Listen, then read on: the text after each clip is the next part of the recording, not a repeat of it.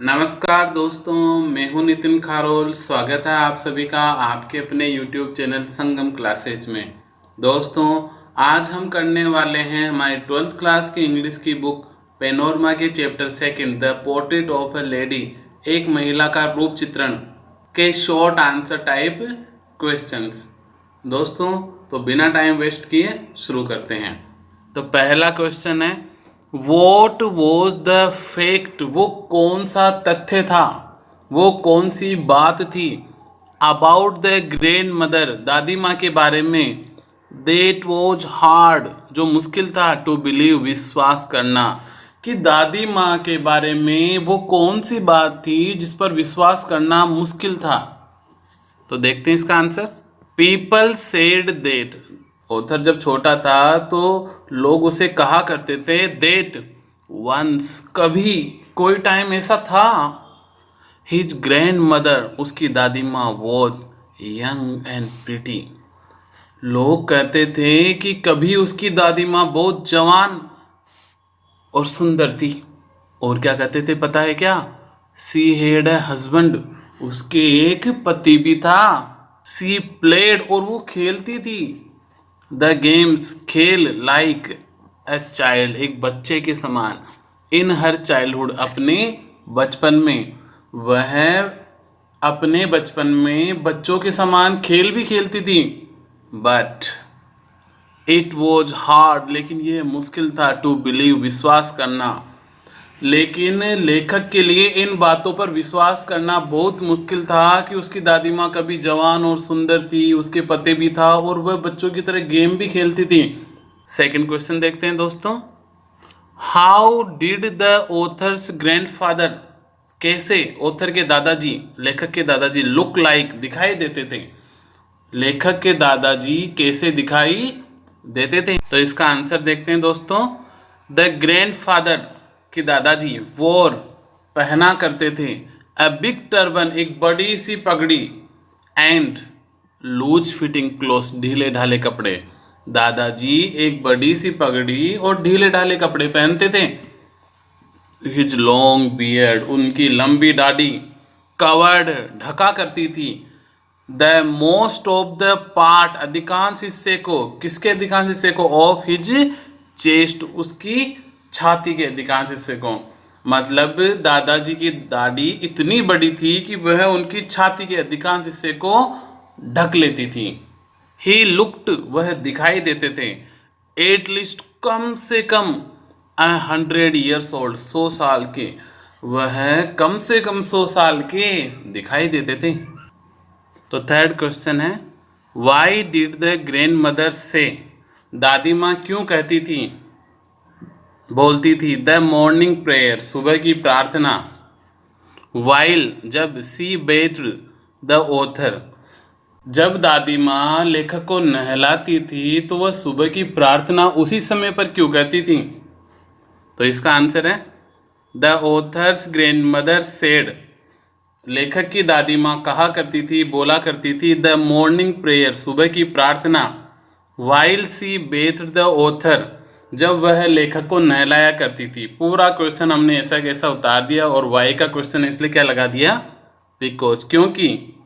सी hoped, वह आशा करती थी, दैट की, he would learn it by heart, learn by heart का मतलब है कंठस्थ कर लेना, रट लेना अच्छी तरह से, है ना। तो वह आशा करती थी कि वह इसे अच्छी तरह से रट लेगा। बट, लेकिन, ही लिसनड, कि जो लेखक है ना वो सुनता तो था। क्यों? Because he loved her voice, क्योंकि उसे उसकी आवाज़ पसंद थी। ही नेवर, लेकिन उसने कभी नहीं, ट्राइड, कोशिश की, टू लर्न इट, लेकिन लेखक ने कभी भी उस प्रार्थना को सीखने की कोशिश नहीं की। वह सुनता था बस केवल इसी वजह से क्योंकि उसे दादी माँ की आवाज़ पसंद थी। फोर्थ क्वेश्चन देखते हैं दोस्तों। Why did his grand mother, क्यों उसकी दादी माँ, ऑलवेज, हमेशा, गो टू स्कूल, स्कूल जाती थी, विथ हिम, उसकी दादी माँ हमेशा उसके साथ स्कूल क्यों जाया करती थी? और दोस्तों इम्पोर्टेंट क्वेश्चन है, ये ध्यान रखना आप। और इसी क्वेश्चन को ऐसे भी पूछा जा सकता है, why did the grand mother always accompany, accompany का मतलब यही होता है साथ देना, साथ चलना। द ऑथर टू स्कूल, कि जो दादी माँ ना हमेशा लेखक के साथ स्कूल क्यों जाती थी। तो इसका आंसर देखते हैं दोस्तों। ऑथर्स ग्रैंड मदर, ऑथर की दादी माँ, लेखक की दादी माँ, वॉज ए रिलीजियस लेडी, लेखक की दादी माँ एक धार्मिक महिला थी। द ऑथर्स स्कूल, और जो लेखक का स्कूल था ना, वॉज अटैच्ड, वो लगा हुआ था, अटैच था किसके, टू द टेम्पल, लेखक का स्कूल मंदिर से ही सटा हुआ था। तो जब लेखक स्कूल में पढ़ा करता था उस समय पर दादी माँ क्या करती थी, सी सेट, वह बैठा करती थी, इनसाइड, अंदर, मंदिर के अंदर, रीडिंग, पढ़ती थी, द होली बुक्स, तो दादी माँ मंदिर के अंदर बैठा करती थी और धार्मिक किताबें, पवित्र किताबें पढ़ा करती थी। सो इसीलिए सी वेंट टू स्कूल, वह स्कूल जाया करती थी विद द ऑथर, इसीलिए वह लेखक के साथ स्कूल जाया करती थी। फिफ्थ क्वेश्चन पढ़ते हैं दोस्तों। How did the grand mother help, दादी माँ ने कैसे मदद करी, हर ग्रैंडसन, अपने पोते की, इन द मॉर्निंग, सुबह, before going to school, school जाने से पहले, कि स्कूल जाने से पहले दादी माँ अपने पोते की किस प्रकार से मदद किया करती थी। तो इसका आंसर है the grand mother woke him up in the morning, दादी माँ उसे उठाया करती थी, इन द मॉर्निंग, दादी माँ उसे सुबह उठाया करती थी। सी गोट हिम रेडी, वह उसे तैयार किया करती थी, फॉर स्कूल, स्कूल के लिए, वह उसे स्कूल के लिए तैयार किया करती थी। सी बेथड एंड ड्रेस्ड हिम, वह उसे नहलाती थी और कपड़े पहनाती थी। सी ब्रोट, और वह लाती थी, हिज वुडन स्लेट, उसकी लकड़ी की स्लेट, अर्थन, मिट्टी का बना हुआ, इंक पोट, दवात, स्याही की शीशी, एंड ए रेड पेन, और एक लाल पेन, वह उसके लिए लकड़ी की स्लेट, मिट्टी की दवात और एक लाल पेन लाती थी। और फिर क्या करती थी, सी टाइड देम, वह उनको बांध देती थी, इन अ बंडल, एक बंडल में, एंड हैंडेड, और सौंप देती थी, इट, इसको, टू हिम, वह उन तीनों चीज़ों को एक बंडल में बांध देती थी और इस बंडल को लेखक को सौंप देती थी। सिक्स्थ क्वेश्चन देखते हैं दोस्तों। That was the turning point, वो मोड़ था, इन आवर फ्रेंडशिप, हमारी दोस्ती में, कि वो घटना हमारी दोस्ती में एक मोड़ थी। What was the turning point, आखिर वो मोड़ क्या था, आखिर वो टर्निंग पॉइंट क्या था। तो इसका आंसर है द ऑथर्स पेरेंट्स, लेखक के माता पिता, वर वेल सेटल्ड, अच्छे से सेट हो गए, इन द सिटी, शहर में, कि लेखक के माता पिता शहर में अच्छी तरह से सेट हो गए थे। दे सेंट फॉर, सेंट का अर्थ होता है भिजवा दिया, लेकिन सेंट फॉर का अर्थ होता है बुलवा लिया, तो उन्होंने बुलवा लिया, किसको बुलवा लिया, द ऑथर, लेखक को, एंड द ग्रैंड मदर, दादी माँ को। तो सेट होने के बाद उन्होंने लेखक और दादी माँ को शहर में ही बुलवा लिया। इट वॉज, यह था, अ टर्निंग पॉइंट, एक मोड़, इन देयर फ्रेंडशिप, यही घटना उनकी दोस्ती में एक टर्निंग पॉइंट साबित हुई। नाउ, अब, हिज ग्रैंड मदर, उसकी दादी माँ, कुड नॉट गो, नहीं जा पाती थी, टू स्कूल, स्कूल में, विद हिम, उसके साथ में। अब उसकी दादी माँ उसके साथ में स्कूल नहीं जा पाती थी, बिकॉज, क्योंकि, ही वेंट, वह जाता था, बाय ए मोटर बस, क्योंकि अब वह एक मोटर बस में बैठकर स्कूल जाता था। सी ऑल्सो, और क्या नहीं कर पाती थी वो, सी ऑल्सो कुड नॉट हेल्प, वह मदद नहीं कर सकती थी, हिम, उसकी, इन हिज स्टडीज, अब वह उसकी पढ़ाई में भी उसकी मदद नहीं कर सकती थी, क्योंकि स्कूल में अंग्रेजी और विज्ञान की बातें पढ़ाई जाती थी। सेवंथ क्वेश्चन देखते हैं दोस्तों। What were the grandmother's views, दादी माँ के क्या विचार थे, अबाउट लर्निंग, सीखने के बारे में, म्यूजिक, संगीत, संगीत सीखने के बारे में दादी माँ के क्या विचार थे। तो देखते हैं इसका answer. The author's grand mother believed, जो लेखक की दादी माँ थी वो माना करती थी, दैट की म्यूजिक वॉज नॉट मेंट, कि जो संगीत है ना वो नहीं बना था, किसके लिए, फॉर जेंटल फोक, सज्जन लोगों के लिए, कि संगीत का सज्जन लोगों से कोई संबंध नहीं था। इट वॉज द सब्जेक्ट, यह तो विषय था, यह तो चीज थी किनकी, ऑफ हार्लोट्स, वेश्याओं की, एंड बेगर्स, भिखारियों की। वो ये मानती थी कि यह तो वेश्याओं और भिखारियों की चीज थी। सी डिड नॉट लाइक, वह पसंद नहीं करती थी, इट, इसे, मतलब संगीत को, एट ऑल, बिल्कुल भी। वह संगीत को बिल्कुल भी पसंद नहीं करती थी क्योंकि वह मानती थी कि यह सज्जन लोगों के लिए नहीं बनाया गया था। 8th क्वेश्चन देखते हैं दोस्तों। When was the common link, कब वो जो कॉमन लिंक था, सामान्य कड़ी थी, ऑफ फ्रेंडशिप, दोस्ती की, स्नैप्ड, टूट गई एकदम से, बिटवीन द ऑथर, किसके बीच में, लेखक, एंड द ग्रैंड मदर, और दादी माँ के बीच में। लेखक और दादी माँ के बीच में जो दोस्ती की सामान्य कड़ी थी ना, वो एकदम से कब टूट गई। तो इसका आंसर देखते हैं। वेन द ऑथर, जब लेखक, वेंट अप टू यूनिवर्सिटी, जब लेखक यूनिवर्सिटी गया ना, ही वॉज गिवन, उसे दे दिया गया, ए सेपरेट रूम, एक अलग कमरा, ऑफ हिज ओन, उसका खुद का। जब लेखक यूनिवर्सिटी पढ़ने के लिए गया तो उसे रहने के लिए अपना खुद का अलग कमरा दे दिया गया। देन, तभी, अब तक तो दोनों एक ही कमरे में रह रहे थे, लेकिन अब दोनों के कमरे अलग अलग हो गए। तभी द कॉमन लिंक, जो सामान्य कड़ी थी, ऑफ फ्रेंडशिप, दोस्ती की, स्नैप्ड, टूट गई, between the author and the grand mother. जब लेखक यूनिवर्सिटी पढ़ने के लिए गया और उसे रहने के लिए अपना खुद का अलग कमरा दे दिया गया, तब लेखक और दादी माँ के बीच दोस्ती की सामान्य कड़ी एकदम से टूट गई। 9th क्वेश्चन देखते हैं दोस्तों। What was the last sign, क्या वो अंतिम चिन्ह था, ऑफ फिजिकल कॉन्टेक्ट, शारीरिक स्पर्श का, फिजिकल कॉन्टेक्ट का, बिटवीन द ऑथर, लेखक के बीच में, एंड द ग्रैंड मदर, कि लेखक और दादी माँ के बीच शारीरिक स्पर्श का, शारीरिक संपर्क का अंतिम चिन्ह क्या था। तो इसका आंसर है द ऑथर वेंट, ऑथर गया, लेखक गया, अब्रोड, विदेश, फॉर फर्दर स्टडीज, आगे की पढ़ाई के लिए, लेखक आगे की पढ़ाई के लिए विदेश गया। His grand mother kissed his forehead, तो जब वो गया और उससे रेलवे स्टेशन पर छोड़ने के लिए दादी माँ आई ना, तो दादी माँ ने किस किया, कहाँ पर, हिज फोरहेड, उसके ललाट पे, उसके सिर के आगे वाले भाग पे, at the railway station, railway station पर। इट वॉज, यह था, हिज लास्ट फिजिकल कॉन्टेक्ट, उसका अंतिम शारीरिक स्पर्श, विथ हिज ग्रैंड मदर, अपनी दादी माँ के साथ में। जब लेखक आगे की पढ़ाई के लिए विदेश गया तो दादी माँ जब उसे रेलवे स्टेशन पर छोड़ने आई ना, तो उसने उसके ललाट पर किस किया, यही उनके बीच शारीरिक स्पर्श का अंतिम चिन्ह था। 10th क्वेश्चन देखते हैं दोस्तों। डिस्क्राइब, वर्णन करो, द ग्रैंड मदर्स एसोसिएशन, दादी माँ का एसोसिएशन, संबंध, जुड़ाव, विद द स्पैरोज, गौरैयाओं के साथ में, चिड़ियाओं के साथ में, चिड़ियाओं के साथ में दादी माँ के संबंध का वर्णन करो, गौरैयाओं के साथ में दादी माँ के संबंध का वर्णन करो। तो इसका आंसर देखते हैं।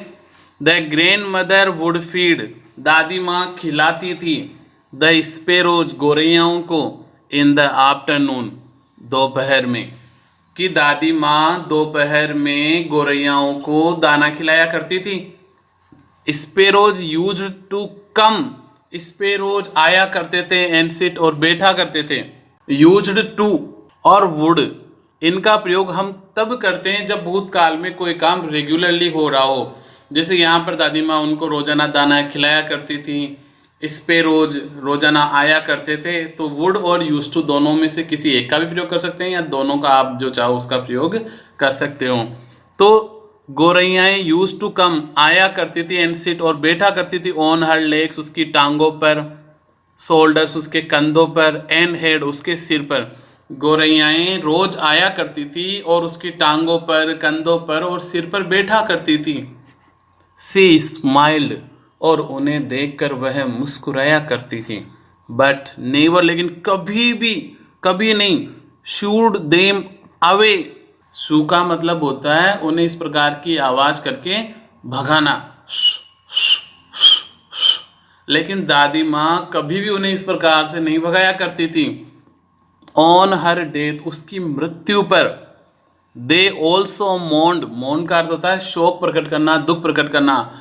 दादी माँ की मृत्यु पर उन गोरैयाओं ने भी दुख प्रकट किया, उन्होंने भी शोक प्रकट किया।